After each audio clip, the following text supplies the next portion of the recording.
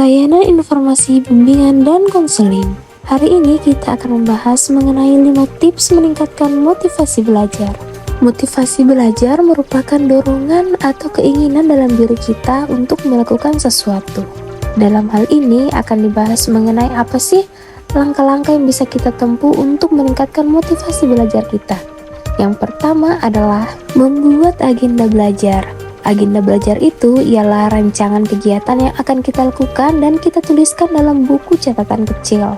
Kegunaan dari agenda belajar ini untuk membuat kita dapat mengatur waktu dan mengetahui materi apa aja yang harus dipelajari.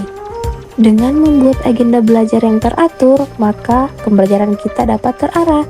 Yang kedua, tentukan gaya belajar. Gaya belajar ini merupakan kemampuan kita untuk mengingat, berpikir, dan memecahkan masalah berdasarkan informasi yang kita peroleh. Nah, di sini ada 3 jenis gaya belajar. Yang pertama adalah gaya belajar visual, ditandai dengan kemampuan kita belajar melalui video pembelajaran yang dibuat secara kreatif dan menarik. Adapun ciri-ciri dari gaya belajar visual, yang pertama, kita lebih mudah mengingat apa yang kita lihat daripada apa yang kita dengar. Yang kedua adalah gaya belajar auditorial, ditandai dengan seseorang yang lebih suka mendengar pembicaraan guru dibandingkan dengan tampilan visual saat belajar. Adapun yang ketiga adalah gaya belajar kinestetik. Biasanya aktivitas belajarnya lebih menyukai praktik. Walaupun mereka mendengar instruksi, tapi mereka lebih memahami apabila langsung dipraktikkan. Tips yang ketiga yaitu hindari gangguan belajar. Di sini kalian diminta untuk mampu mengatur waktu, seperti mengatur waktu bermain gadget, bermain sosial media, melihat televisi, atau bermain game online.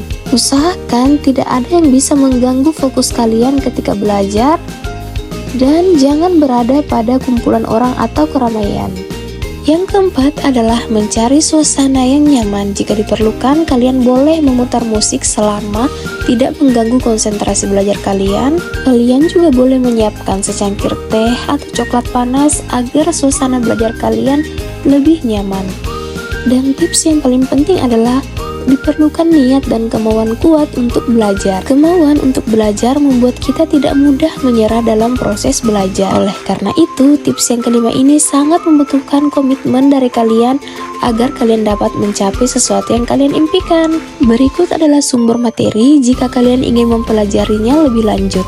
Oke, itulah tadi 5 tips untuk meningkatkan motivasi belajar. Semoga kalian bisa konsisten untuk meningkatkan motivasi belajar tersebut, dan belajar tidak hanya ditempuh pada bangku sekolah saja, tapi kita akan belajar sepanjang hayat. Oleh karena itu, ayo semangat belajar. Semoga kalian bisa menggapai apa yang kalian cita-citakan. Terima kasih.